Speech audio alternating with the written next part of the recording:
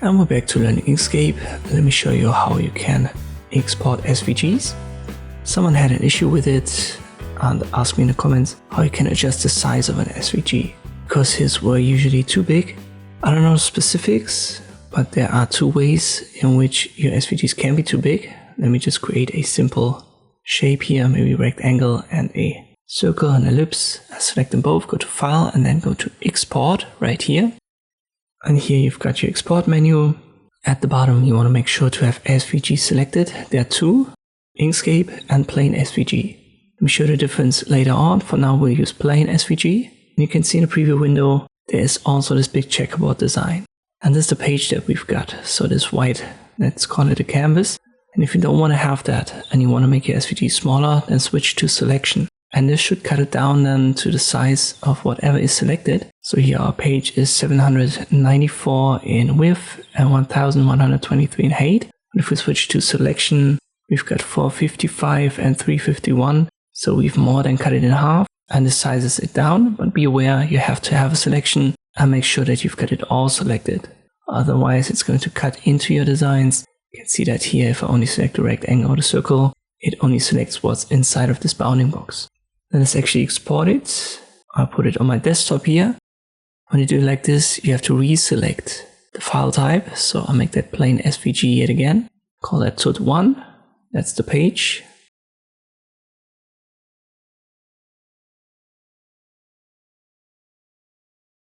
Do the same for the selection. This time I call it tut2.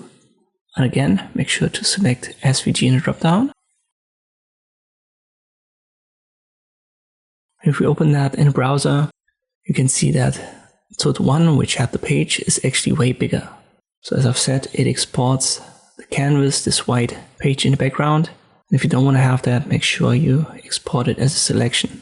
One more thing, an SVG can become bigger in Inkscape is the file type. As I've said initially, there are two SVGs, Inkscape and plain SVG. And Inkscape SVG is usually way bigger because it stores additional information. And this includes, for example, the attributes of your element and transformation equations. So it's more like a programming thing. And if you want to re-import it into Inkscape, it's a good idea to add it because of the additional information. But if you just need an SVG for a different program, for a browser, I don't know, you want to upload it to a website, something, then plain SVG is totally sufficient. It strips the file from this additional information and therefore makes it smaller. So if your problem is the file size, then let me call this tut3. Always switch to plain and not Inkscape SVG. Here we now have tut3. It looks exactly like tut2. So both were exported as the selection size. But if we check its properties, let me open my Explorer right here. So tut2 was the plain SVG and tut3 there was the Inkscape SVG. Both have the file type of .svg. But the plain SVG is only 852 bytes and the other one 1690. So the additional info made the Inkscape SVG almost twice as large.